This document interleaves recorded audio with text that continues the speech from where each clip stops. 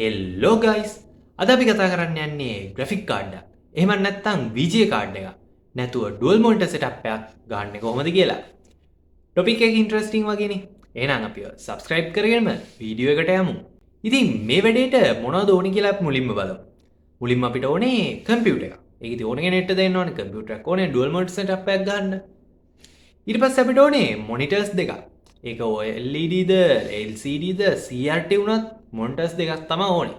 ඒක අගල් 24ද 27ද ඒක ප්‍රශ්නයක් නෑ මොනිටර්ස් දෙකක් ඕනේ. ඊට පස්සේ අපිට ඕනේ මේ මොනිටර්ස් අපේ කම්පියුටර් එකට කනෙක්ට් කරන්න කේබල්. සමහර වෙලාවට අපිට කන්වර්ටර්ස් වගේ දේවලුත් ඕනේ වෙනවා. අපි ඒක වීඩියෝ එකේ ඉස්සරහදී කතා කරමු. ඉතින් මුලින්ම බලමු අපේ කම්පියුටරේ තියෙන පෝට්ස් මොනවද කියලා. ඉතින් මගේ කම්පියුටර් එකේ නම් HDMI පෝට් එකකුයි VGA පෝට් එකකුයි තියෙනවා.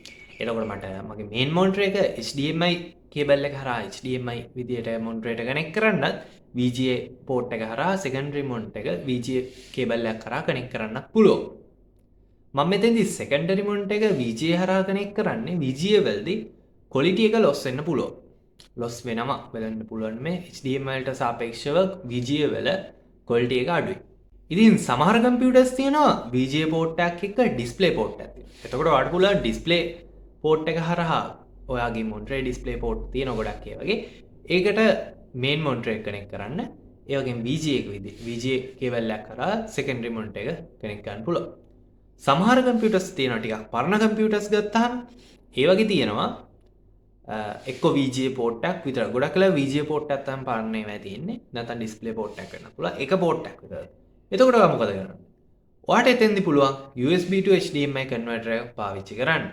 ඉතින් ඔයාගේ VGA කාඩ් එකක් තියෙනවා නම් සරලව VGA කාඩ් එකේ තියෙනවා පෝට්ස් තුනක් වගේ දෙකක් හෝ තුනක් කියනවා.